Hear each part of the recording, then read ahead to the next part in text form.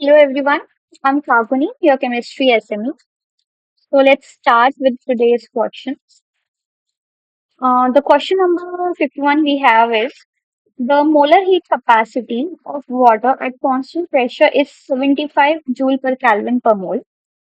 If 1 kilojoule of heat is supplied to 100 gram of water at constant pressure, then what is asked in the question? What is increase in temperature?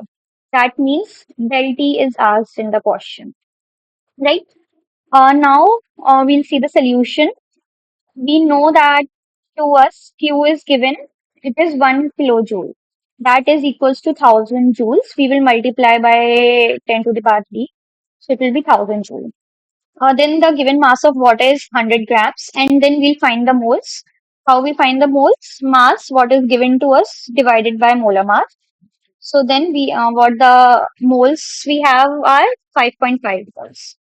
Then the formula for the heat supplied would be Q equals to mc del T, and we have all the values. And we will then substitute the values of Q, M, and C, and then we'll find del T. So this can also be written as del T equals to Q upon mc as it is written. And then we'll substitute the value. We have 1000, we have 5.5, and then we have 75. And then the final answer would come to be 2.4 Kelvin. That is option 3. Now, in next question, we have if heats of formation of C3H8, CO2, and H2O are minus 38.2, minus 94.1, and minus 48.2 kilocalorie respectively, then heat of combustion of propane. So, this is the chemical reaction for the heat of combustion of propane, for the combustion of propane. Now we'll be using the relation for this, so in which we'll subtract the heat of combustion. The heat of To find the heat of combustion, we'll subtract the heat of formation of products and heat of formation of reactants. Therefore, in the products we have CO2, and the heat of formation is given minus 94.1, and then we have H2O is minus 48.2, and we'll multiply them by their respective stoichiometric coefficients. And what is the other heat given to us? Heat of formation of propane, that is 38 minus 38.2, minus would be plus. So therefore, the final answer will come out to be minus 436.9 kilocalorie. So this is the final answer, option C. Now moving forward towards the next question, we have calculate del G for the reaction at minus 27 degrees Celsius. Okay. And this is the chemical reaction given to us, and del H is given to be minus 285 kilojoule per mole. And in this, the entropies are given to us. What we have to find? We have to calculate del G. All right. So let's see the solution. Del G is given by this relation, that is delta H minus T delta S. So let's calculate the standard entropy change for the reaction, which will be calculated by entropies of product minus the entropies of the reactants. So while substituting the values, what we'll have is entropy of product CO2 minus entropy of CO and half of SO2 because half O2 is given. Now these are the entropies given to us, and we'll substitute them, and the final entropy of the reaction would be minus 88 joule per Kelvin. Now we have to convert delta S to kilojoule per Kelvin mole. So for that, what we will do is we will divide by 1000, and then we have this value. Now we'll substitute the values in the relation we knew, that was delta G equals to del H minus T delta S.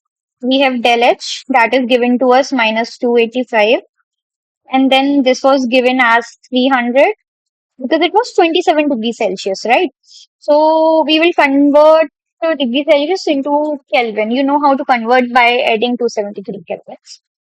So that will be converted, and del S we had find that already. So the final answer would be minus 258.6 kilojoule per mole. So minus 258.6 kilojoule per mole. That is option two. Now in the next question, using the bond energies, we have to estimate delta H. Delta H for the reaction. Now the reaction is H2 plus O2 to give H2O2. What is the structure of H2O2? The book-like structure of H2O2 would be, so this is not planar, it's the book-like structure. So what all bonds we have here? Two OH bonds, as you can see, and one O bond. These are the bonds that we have, and these are the bond energies that are given to us. Now, how we will find the del H?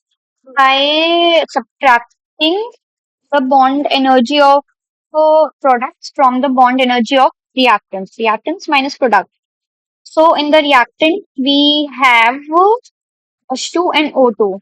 HH bond energy is 436 and OO bond energy given to us is 499 kilojoule per mole. And we will subtract by, as I said, two OH bonds are there.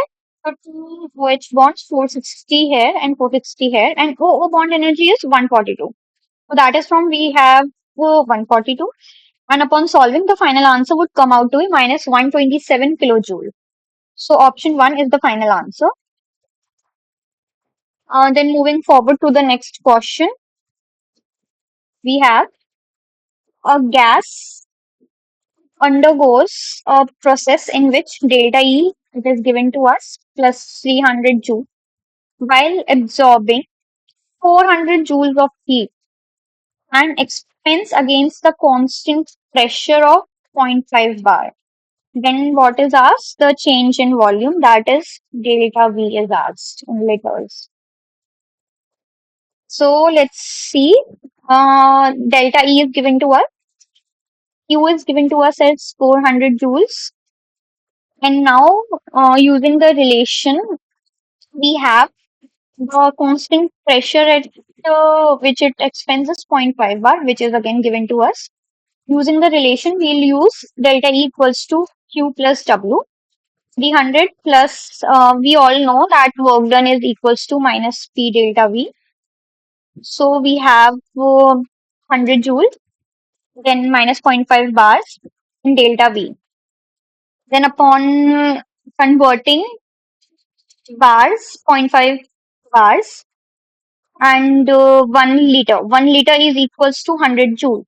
Therefore, we write 100 joule to be 1 bar, 1 liter bar. So here we have, so the final volume will come out to be 1 divided by zero point 0.5. So that would be 2 liters. The final answer would be 2 liters. Now in next question, in which of the following process for an ideal gas, temperature will increase? Let's see the solution for each option. So the explanation will go as, we need temperature increase. So first of all, the important things to note here is that in adiabatic process, in adiabatic, our Q is 0, and in isothermal, our temperature is constant, that is delta T is 0. Alright. So in adiabatic expansion, we have that no heat exchange with the surroundings is there. That is Q is 0, as I said. Therefore, when we will expand it, so on expansion, the gas will do the work on the surroundings. Okay, not on the system, on the surroundings. Therefore, because the work is done on the surroundings, therefore the internal energy will decrease. And since we know that temperature and internal energy are directly related, like if temperature will increase, then more number of like the molecules will increase the kinetic energy will increase. So therefore the molecules will, because the molecules will move faster, therefore kinetic energy will increase and therefore internal energy will also increase. Therefore, if temperature is decreasing, that is internal energy is also decreasing. They have a direct relation. Therefore, upon internal energy decrease, a decrease in temperature will also be observed in adiabatic expansion. The opposite will be in adiabatic compression, because in adiabatic process, no heat process is there. Then now the work will be done on the gas. Okay, not on the surroundings. Earlier in expansion, the work was done on the surroundings. Where it will be done on the gas. Therefore, there will be a decrease in the internal energy. All right. Therefore, temperature will also there will be an increase in internal energy. Sorry. Therefore, because of increase in internal energy, temperature will also increase. Now, in isothermal expansion, in isothermal process, as I said, temperature will remain constant. So during isothermal expansion, uh, although the work will be done on the surroundings, but so as to in order to temperature to remain constant, the loss in internal energy will be compensated by heat absorbed from the surroundings. Therefore, temperature will be constant. And so in isothermal compression, work will be done on the gas. So the heat release to the surroundings will be there, but the temperature will be constant. Compensation would be there, but temperature would remain constant. Therefore, the answer here would be, as I said, adiabatic compression.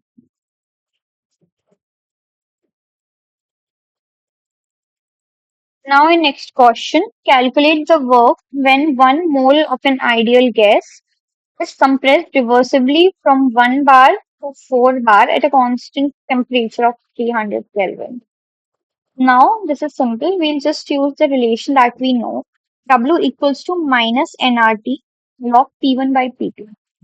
Here, P1 would be 1 bar because initial is it and it is compressed reversibly 4 bar. That would be P2, 4 bar.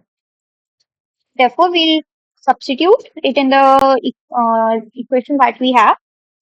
This is 1. This is our value. Temperature given is 300 and then we have ln 1 by 4. On solving, what we will get is minus 3.457 kilojoule. And since compression is there, therefore the work done will be greater than 0. Therefore, we'll have positive work done. Therefore, the answer here will be 3.5 kilojoules. In the next question, the bond dissociation energies for Cl2, I2, and ICl are 242.3, 151, and 211.3 kilojoules per mole. So the enthalpy of sublimation is also given to be 62.8 kilojoule per mole. What is asked? The enthalpy of formation of ICl. Here, bond dissociation energy for chlorine with the reaction, chemical reaction can be written as this.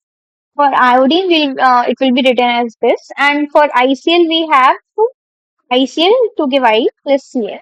And del H again is given to us. And now, the enthalpy of sublimation. What is sublimation? The state goes from solid to gas directly without changing into liquid. Therefore, this is the del H for sublimation. And now, what is the required equation? This is the required equation. What we need is enthalpy of formation of ICl. How it will be formed? By this reaction. Right? We have to find del H. So, this is simple. What we have is reactants, del H of our reactants, 62.8 from sublimation. Then, because sublimation will also take place, I solid is there. But we need I gas. It will be converted. I solid will be converted to I gas. All right. So we have 62.8. Then for Cl2, we have 243, 240. 2.3, 42.3, and for I2 to 2I, we have 151. All right, and these all will be divided by 2 because half is the stoichiometric coefficient. And then these will be subtracted from the bond dissociation energy of ICl.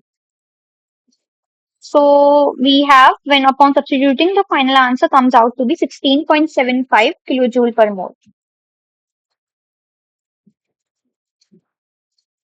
In the next question, for a process to be in equilibrium, it is necessary that now in equilibrium, what we have is for entropy change, delta S total is zero. All right. So for total, it comprises of system plus surroundings. All right. So what we have, system plus surroundings equals to zero. Therefore, del S system would be equals to negative of del S surrounding. Therefore, option 2 is the correct option. Now, in question number 60, heat evolved during combustion of 46 gram of C2H5OH. In bomb calorimeter was determined to be this at 27 degrees Celsius. The value of del H of the reaction at same temperature. Now the equation, the chemical reaction would be for the combustion of ethanol. This would be the chemical reaction. And Delhi is given to us, that is 670.48 kilocal per mole. And from the from the given expression, del H equals to del E plus delta NGRT. What we have is, upon substituting the values, first of all, what is important here is R equals to 2 if the unit here, because we see calories. When you'll see calories, what you substitute the value of R to be 2. Alright. So here 2 will become. Then delta E is minus 670.48. Now delta Ng is the difference in the moles of gaseous products. Therefore, moles of product minus mole of reactant, 2 minus 3 is equals to minus 1, delta Ng. So that is 1 minus 1, and into 2 value of R into 10 is to power minus 3 because it's kilocalorie. We have to convert it into kilocalorie. And 298 is the given temperature. Therefore, the final answer will come out to be minus 671.1 kilocalories.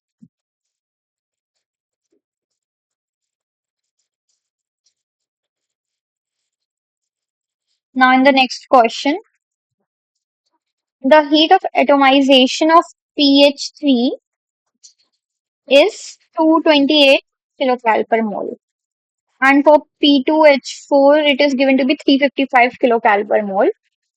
The energy of PP bond is asked. So the structure of P2H4 is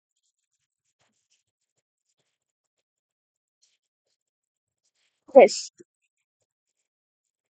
Now, these are the chemical reactions we have. So based on the given data, for this reaction, firstly, we'll see that the enthalpy heat would be, the energy would be delta H of PP. Okay. So delta H of PP bond. Here in reactants, we have the PP bond, as I said. And how many pH bonds we have? 4. 1, 2, 3, 4. Therefore, 4 pH bonds are there. Alright. And this is given to us. So 355 on substituting the values, and pH3 228 we have. Therefore, what we will get is 51 kilocalories per mole.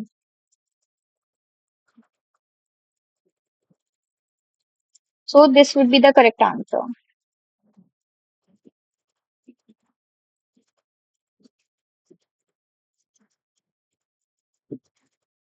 Now in next question, This is the reaction given to us. Delta U, delta S are given, and these are at 300 Kelvin. The value of delta G is asked. So this is easy. What is the expression required? Delta H equals to delta U plus delta NGRT. So we know that delta H is the enthalpy, delta S is the change in the entropy, and delta U is change in internal energy. And delta Ng, what would be delta Ng? Number of moles, which is of in the product, that is 2, minus in the reactant, that is 0, that would be 2. And R would be here, and using the expression delta H equals to delta U, 2.1, because it is given in kilocalorie, therefore we'll convert it into calories. Therefore, we have this factor. Then delta Ng into R into T. And then the delta H value we get is 3,300 calories. Alright.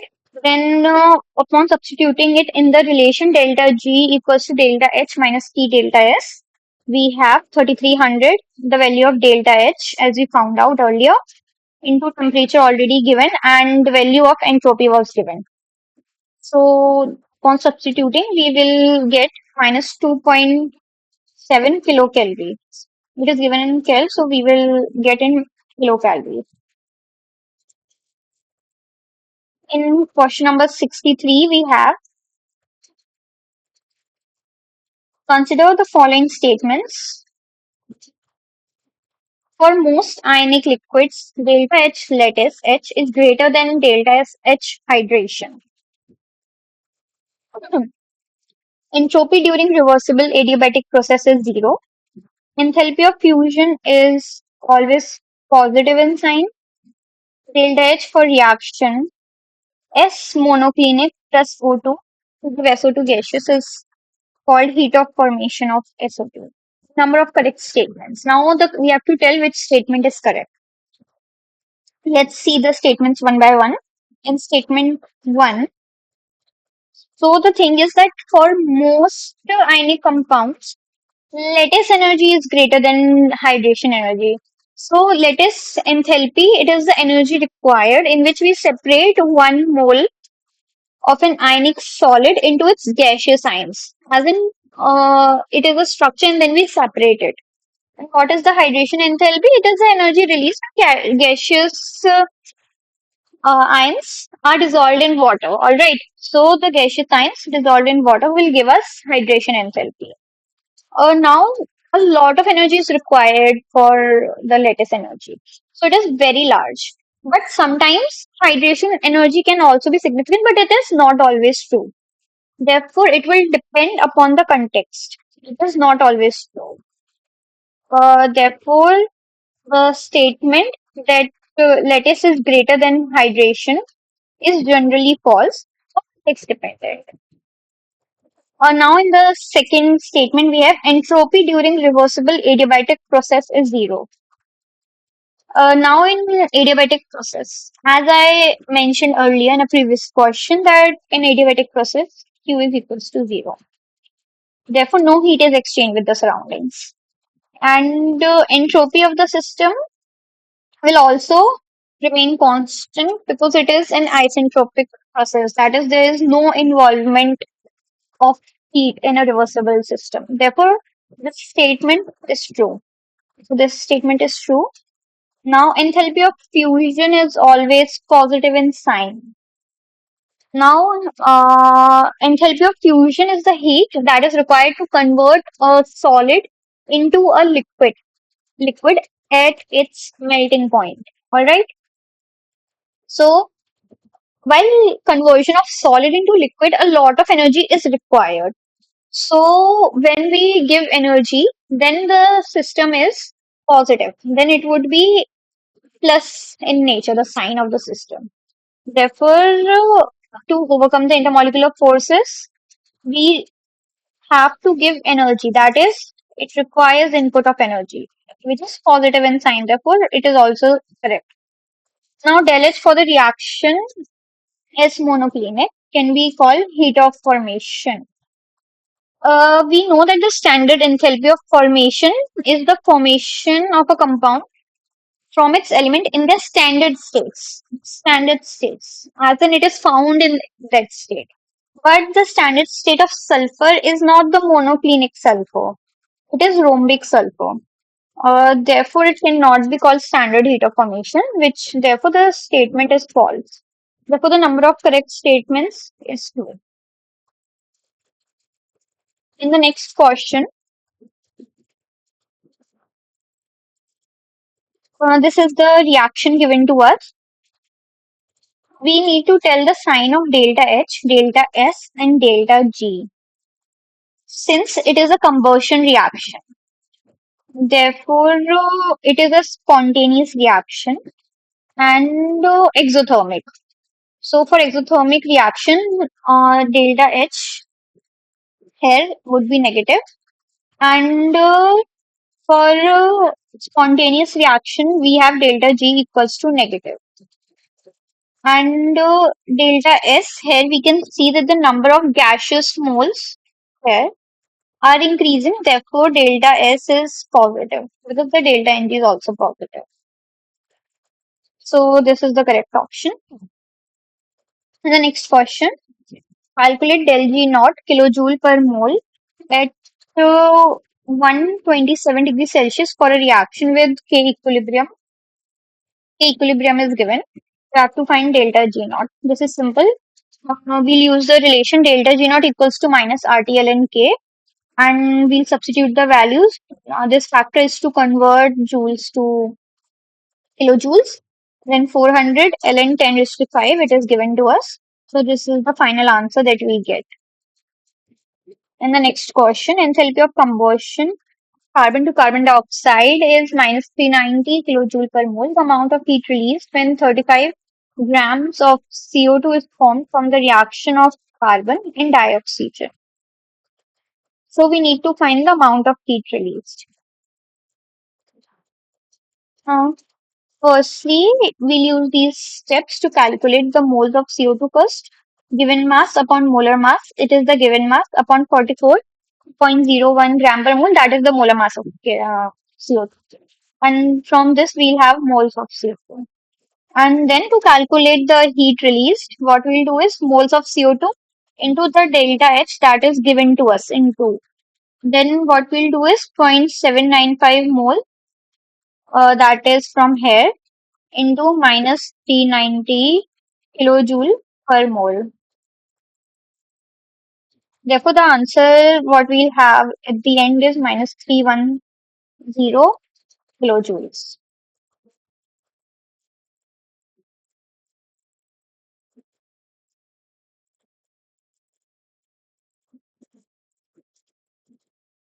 The standard, in the next question, the standard enthalpy of neutralization is given to be minus 57.3 kilojoule per mole. And this is the neutralization reaction. Delta H is given. We have to find delta H for 0.25 mole of HCl and NOH. It is simple in this. See. Now delta H neutralization for 1 moles. In the equation we have 1 moles of HCl and NOH is given to be minus 57.3. Therefore, when the moles would be 0.25, what we'll have? This is simple. Like if for 1 mole we have X, then for 0.25, what we'll have? 0.25 into X. Okay, so this is the answer that we get. In the next question, assertion is no work is done if reaction is carried out in a bomb calorimeter. Reason, bomb calorimeter is steel, so volume does not change. Uh, okay, let's see the explanation for both first and then we'll find the answer. Assertion says that no work is done in the bomb calorimeter. The statement is true because in bomb calorimeter the reaction will occur at constant volume. Okay, this means no work is done. And we know the expression, we have P delta V. If we have constant volume, that is delta V is equals to 0. Therefore, work done would be 0. Alright. And therefore, this statement assertion is correct. Let's see the reason.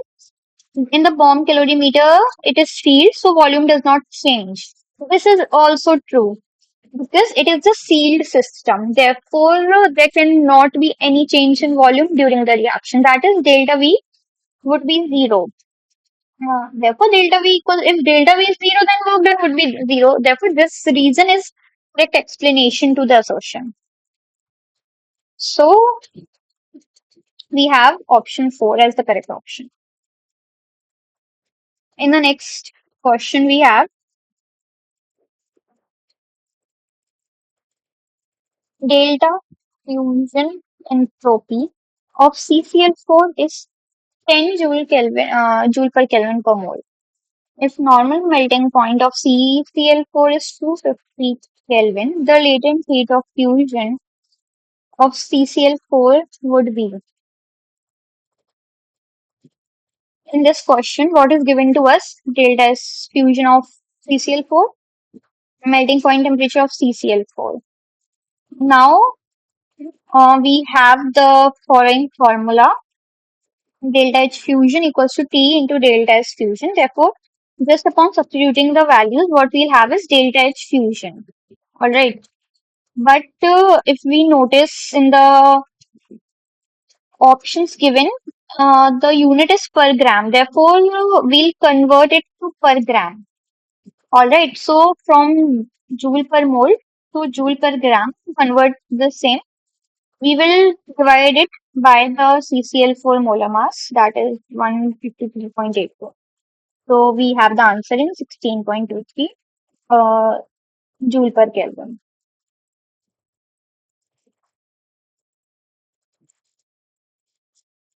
All right. In the next question, 1 mole of an ideal gas is heated from 150 Kelvin to 300 Kelvin in a rigid container. What is asked? What is the entropy change? All right. Therefore, we have to find delta S. In this, in a rigid container, it means that it is indicating constant volume. All right. Therefore, the molar heat capacity at constant volume cannot here it should be used instead of Cp. Therefore, because Cp is given, you see, and in ideal container, we have Cv. Therefore, we'll convert Cp to Cv, and for doing so, we'll use the following relation: Cp equals to Cv plus R. Therefore, Cv equals to 20 minus 8.314. This is the Cp we have. And then we'll use the simple relation delta S equals to NCV ln T2 by T1. N is given to be 1 mole. In the question it is given.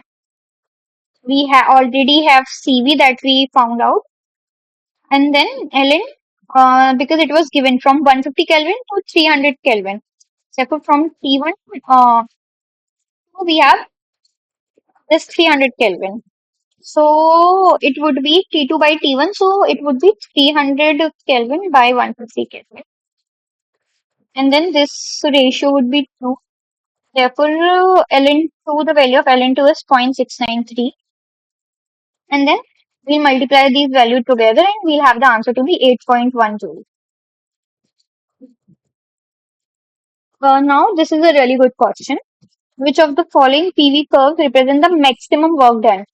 First of all, for the maximum work done, what we see is the area under the slope.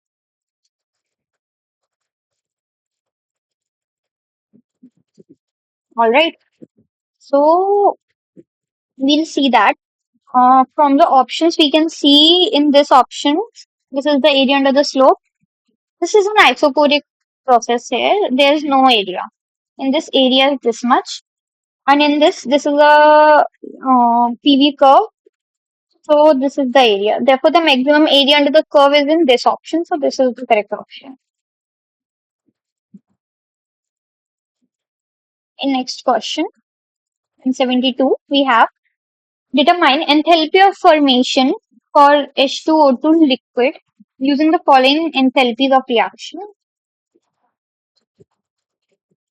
This is reaction 1, 2, and 3. We have to find the enthalpy of formation of H2O2.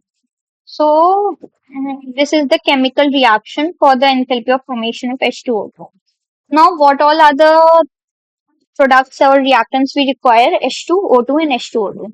We can see that H2O2 can be available from first reaction, and O2 is there in second reaction, and H2 will have for third reaction. Therefore, what we'll do is this can be calculated by subtracting the first reaction from the reaction 2 and then adding to the double of reaction 3. Therefore, see, now 2 into moles, 2 into del H3, we have to multiply it by 2 because we have half oxygen here. We'll get 1 more. It's half, we need 1. Therefore, it would be multiplied by 2 and plus delta H of the second reaction, that is minus 622, minus the product we have here, H2O2, and for that we have minus 818. Alright, therefore 2 into minus 285 minus 622 plus 818. What is the answer that we get? Minus 374 kilojoules. That is for 2 moles. Alright, this is for 2 moles. Therefore, for 1 mole, we'll divide it by 2 and we'll get minus 187 kilojoules per mole. In the next question,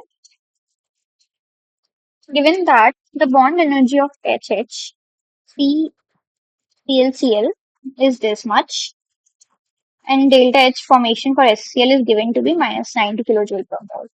We have to find bond enthalpy of HCl. So, for this, see the bond energies, this is given. Here we have this reaction. We have to find the delta H formation for HCl. Alright, this is the formation reaction for the HCl. Now to find the same, what we'll do is half del H bond energy of reactants minus that of product. Therefore, for reactants, for H2, we have 430. For Cl, we have 240 minus minus bond energy of HCl that we have to find. And this is given us minus 90. Therefore, upon rearrangement, the final answer would be 425 kilojoule per mole. So this is simple. In this, we just have to put the values and rearrange.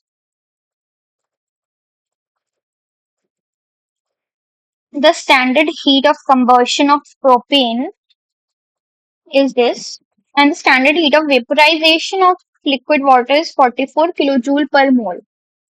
And what is the enthalpy change of the reaction? This is the reaction given. Alright, for the combustion of propane, this is the reaction, and for vaporization of liquid water, H2O liquid will give H2O gas. So here is the enthalpy change given for that standard heat of vaporization. And see, now what we need is we have to observe these things that here in the question it is in gaseous form. What is given in liquid form? Therefore, we have to convert liquid to gas. And how we'll do that? Using this equation. All right. So del H can now it's easy. It can be calculated by adding 1 and see the stoichiometric coefficient here is 4. 4 moles of H2O are required. Therefore, we'll multiply this by 4. So this is the vaporization and standard heat of vaporization. So at final, on adding and multiplying, we'll get this answer. In the next question, in which case change in entropy is negative. All right. So see, in the Given when entropy change is increasing, that is S is positive. When it is decreasing, it would be negative.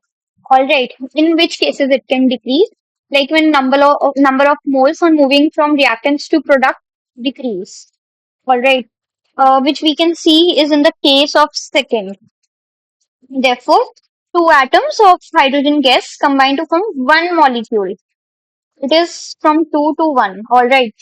So it decreases the number of gas molecules. There's decrease in the randomness or disorderness in the system, which attributes to entropy. All right. So therefore, it will decrease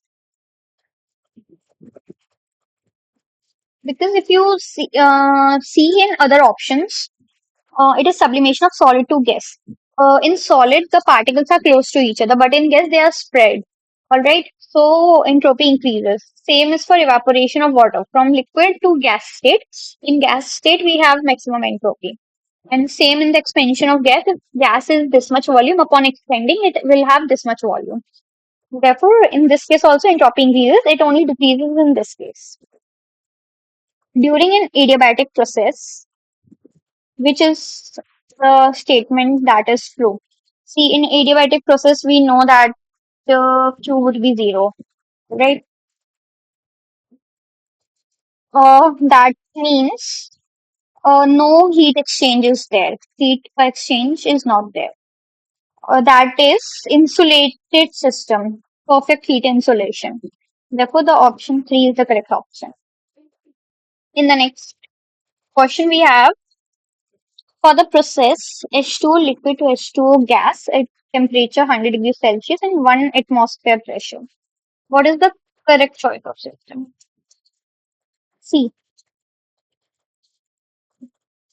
Um, there's an assumption in which we say that the total entropy change of the universe is zero. Therefore, at equilibrium, we have delta S total equals to zero. This is similar to the previous question we have done. Therefore, delta S system would equals to delta S surroundings. Therefore, delta S system is greater than zero and it has a negative sign. Therefore, delta S surrounding is less than zero because during the conversion of liquid to gas, entropy of the system will increase and in the surrounding it will decrease. System and surroundings are two different concepts. So option 2 is the correct option. In question number 78, 1 mole of an ideal gas at 25 degrees Celsius is subjected to expand reversibly 10 times of its initial volume. Therefore, the change in entropy upon expansion is asked. See, in this we'll use this relation. We already have all the values with us. Alright, N is given as 1 mole. R, we already have the value of R, 8.314. Alright, and for the volume, it is said that it is expanded to 10 times. Earlier, if it was 1, now it would be 10 times. Therefore, V2 would be 10 times of V1. Alright, so we'll substitute the following values and see log 10, what we know the value of log 10 is 1. Therefore, we have this answer.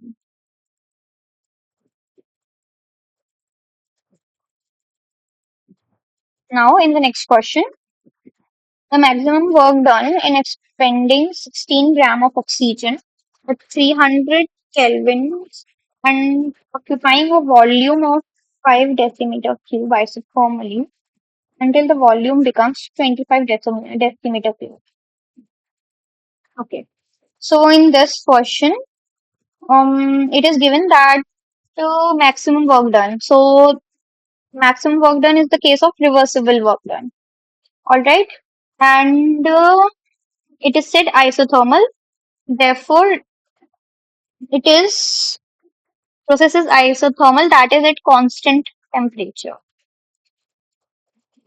Using this formula, we have initial volume given 5 decimeter cube, final volume 25. Now to find the moles of the gas as required here, what we'll do is given mass upon molar mass. So we'll get zero point 0.5 to be the moles, and then we'll just substitute these values in the given formula. So the final answer would be minus 2.01 into 10 to the power 3 joules. In the next question, we have the entropy change in the fusion of 1 mole of solid melting at 27 degrees Celsius is. Entropy change is asked again, and latent heat of fusion is given to be Q. Alright, so we know the relation that del S equals to Q upon T. Q is already given. Temperature is also given. We'll convert it to Kelvin by adding 273. Therefore, we'll just divide these and we'll get the answer. Now, in next question, the standard change in Gibbs energy for the reaction. Del G is asked. Temperature here is given to. What is this reaction? If you remember, then there's a equation and a formula. Delta G equals to minus 2.303 RT log K. Alright. So here, what we need is value of log K, that is K. How we can get that? From the reaction given. Alright, this is, if you know that multiplying this, what we get is the kW of water, which is 10 to the power minus 14. And here, this we have the moles of the water. I'll add it here. Alright, so now upon substituting this, we'll just substitute the values and final answer we will get to be 90 kilojoules.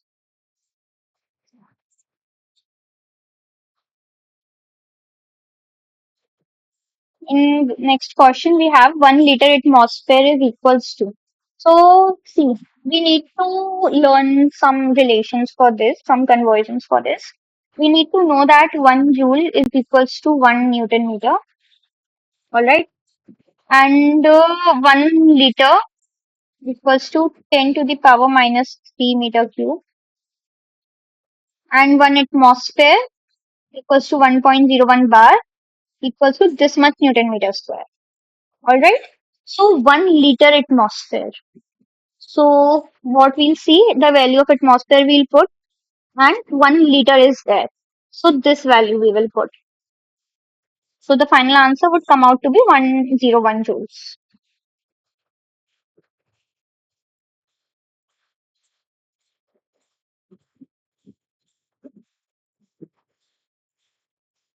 In the reaction, del H and del S are both positive. The condition under which the reaction would not be spontaneous. Okay.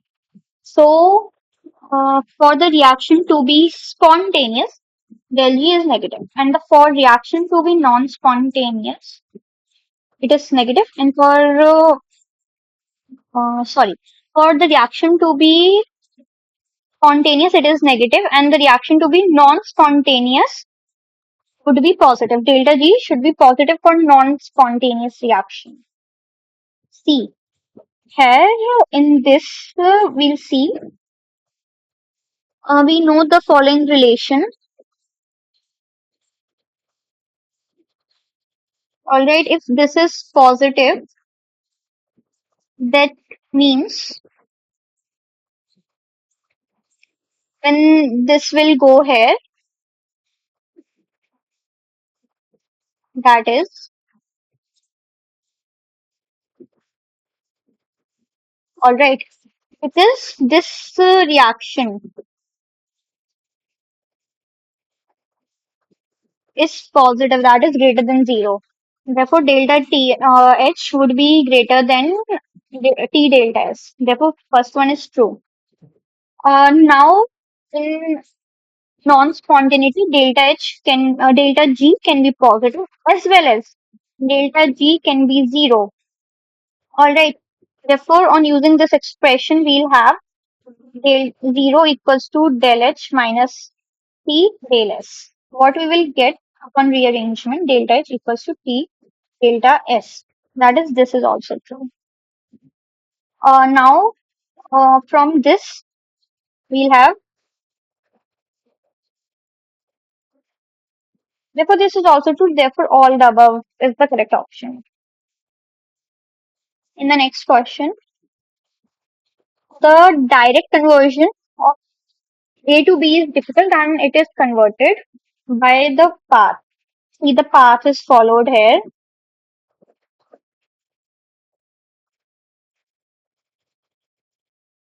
because direct conversion is difficult. Therefore, it is easy now to find delta S A to B. We'll add all the paths. Alright. So A to C and C to D minus B to D. As in, because what is see, here we'll be adding all the parts and then finally we will be getting this. Now A to C, this is the correct part. C to D is also the correct part. Now what we are moving in which direction? D to B. What is given? B to D. Delta S or B to D is given. Alright, but we are moving in the opposite path. Therefore, we'll change the sign. We'll reverse it. So it would be minus 20 and then the final answer would be 16. Now in the next question, this is the reaction and the enthalpy is negative. And what is given to us? Enthalpy of combustion of CH4 and CS3OH, X and Y, which relation is correct? Now see, delta H is given to be negative, therefore we have this negative sign. And then for the combustion reaction, we know that it is an exothermic reaction, so the deltas would be negative. Therefore minus Y minus product minus reactant. Delta H of product minus reactant is the final delta H. Therefore, for product, delta H is minus Y minus, and for the reactant, delta H is minus X. Therefore, upon solving, we'll have minus Y plus X, that is X plus Y. Alright, which is negative as it is given in the question that delta H is negative. Therefore, for this following relation to be true, X should be greater than Y. Then only it can be negative. Delta H can only be negative if X is greater than Y. Alright. So this is the final answer. First option. In the next question, if delta is for H2 and Cl2 and HCl, these are given. And what is asked? The total change in the standard entropy. This is easy. See, we have been given this reaction is there, chemical reaction. Therefore, we'll find the total delta S for the reaction, which can be calculated by delta S products. Standard is there minus delta H, delta S of reactants. We'll calculate it in this way, what is given to us using that. So the final delta S would be 30 after converting it into joule per mole per Kelvin. In the next question, what is the entropy change? Again, delta S is asked.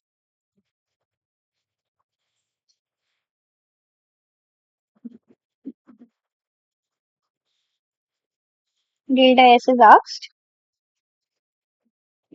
So temperature is given and standard entropies of these H2O2 and H2O are given to be these.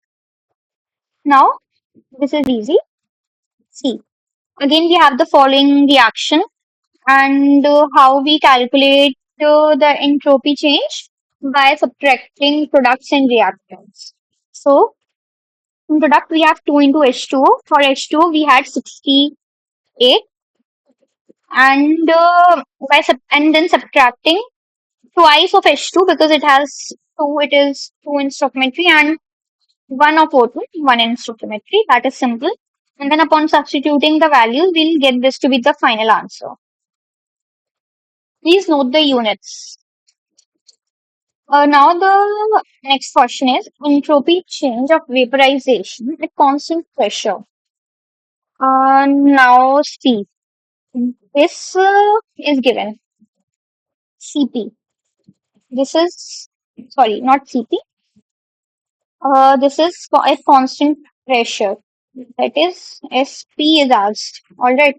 And if you see in these options, what is given? V. We do not need this. Therefore, this is not at all the answer. And this is the final answer that we have. Now, in the next question, the work done by a massless piston in causing an expansion AV at constant temperature when the opposing pressure P is variable is given by C. In this, we are considering an ideal gas which has a definite mass and which is enclosed in a system that is filled with weightless, frictionless, movable piston. The piston is movable. And let A be the area of cross section of the piston, and say the gas is expanded from V1 to V2. All right, against external pressure P. So the piston will move upward with the it must. So now earlier the piston was here, now the piston would be here and it moves by a distance t. Alright. So we know that the work done by the system would be minus force into the displacement. And then what is force? Pressure into area. We'll substitute this value into this. And what we will get? W equals to minus P into A into D. Now see, area into this distance will be equals to volume. It's a general mathematics term. So this is the volume through which the gas expands. All right. So volume for del V, we'll have how much change in the volume is there. So finally, from this equation, we have W equals to minus P del V. This is the correct option. Now in the next question, hydrolysis of sucrose is given by this reaction and Kc is given at this temperature. And what is the value of delta G? This is asked to us. Now, see, what is the reaction that we know that delta G naught equals to minus 2.303 RT log K equilibrium.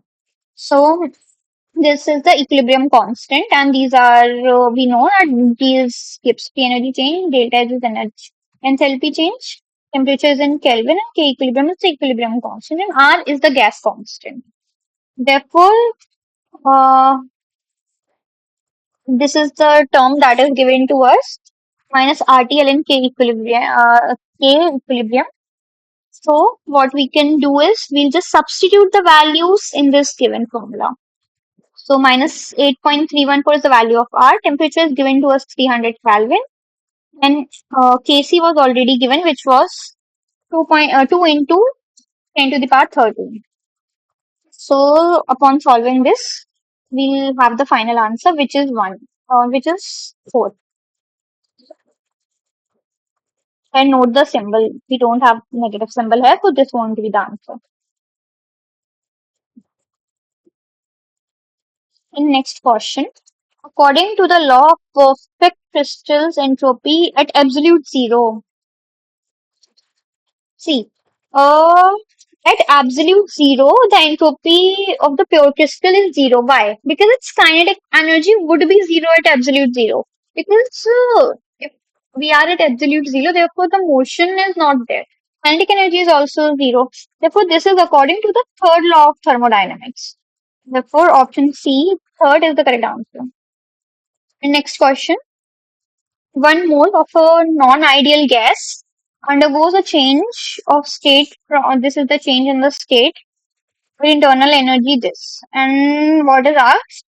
The change in enthalpy is asked in liter atmosphere. Alright.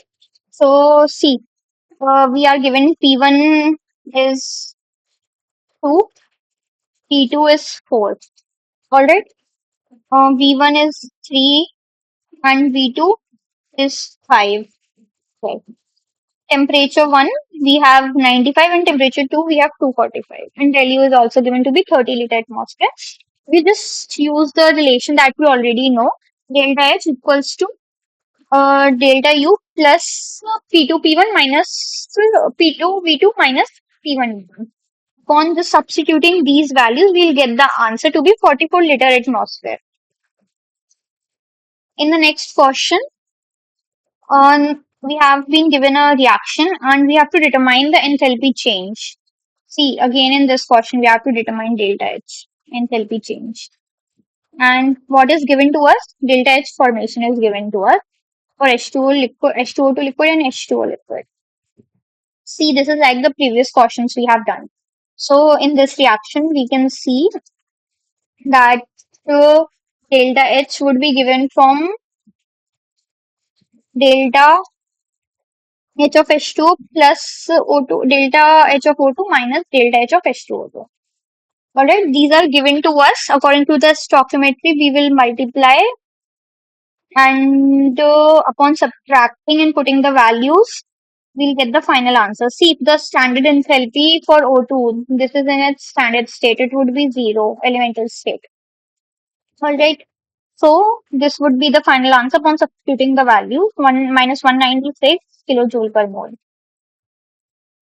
In the next question, what we have is which one among the following is the correct option for the right relationship between Cp and Cv for 1 mole of gas. So we just have to derive this relation. See, at constant volume, we have Cv. At constant pressure, we have Cp. Okay, so now we know that Qv is equals to Cv delta T. This is equals to delta U. And for Qp, this is Qv. And for Qp, we have Cp delta T, which is equals to delta H. At volume, we have internal energy. And at constant pressure, we have enthalpy. So now we also know the reaction delta H. We also used it previously. Delta H equals to delta U plus delta PV. And now ideal gas is given. Therefore, PV equals to nRT and N equals to 1. Therefore, PV equals to RT. Therefore, we substitute PV by RT. And since R is constant, we can take it out. And then will delta T would remain inside. Therefore, on putting the values now, for delta H, you will put Cp delta T. For del U, you will put Cv delta T, and R delta T. We already have that. Now we'll divide this equation 1 by delta T. And this is the final term we have. That is Cp minus Cv equals to R. Now in the next question, assertion is given to us that specific heat is an intensive property. And the reason says heat capacity is an extensive property. Okay, let's see. In assertion, intensive property. What is an intensive property? That is independent of the amount of substance. Okay, it is independent. Therefore, and specific heat can be defined as the amount of heat that is required to raise the temperature 1 gram or 1 mole of a substance by 1 degree Celsius or Kelvin. Okay. So it does not depend on the quantity of the substance. Therefore, it is an intensive property. Therefore, the assertion is true. Let's see the reason heat capacity is an extensive property. This is also a true statement because it depends on the amount of substance present. But uh, this is not explaining how the assertion is true. Both are true, but the reason is not the correct explanation of the assertion. Therefore, option 2 is the correct answer. In next question,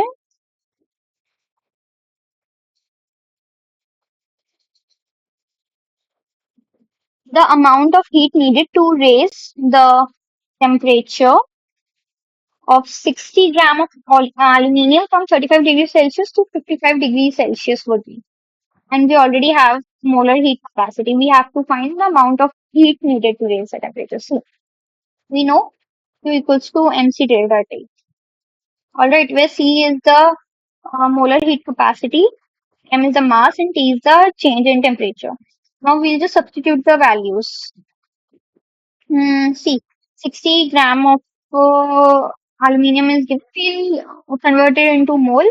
So to convert that, we'll divide by molar mass of aluminium, that is 27. And C was already given to us. And delta T would be 20 Kelvin. How we found that out? It was already given that from 35 degrees to 55 degrees, we'll convert them to Kelvin and then subtract them. We'll have 20 Kelvin, and then upon substituting the values, we'll have the final answer to be 1.07 kilojoule. Alright, unit, pay attention to the units.